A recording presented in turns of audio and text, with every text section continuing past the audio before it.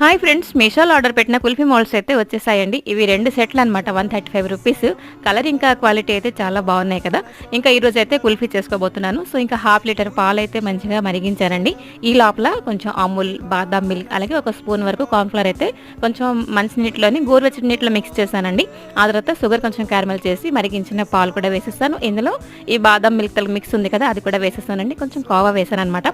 కొంచెం milk made కూడా వేసిన తర్వాత ఒక 2 ఉడుకులొచ్చిన వరకు ఉంచానండి. ఆ తర్వాత మూత పెట్టేసి ఉంచేసాననమాట. ఇంకా కుల్ఫీ మోల్డ్స్‌కి పసుపు బొట్లయితే పెట్టేసాను. కొత్త వస్తువు కదండీ.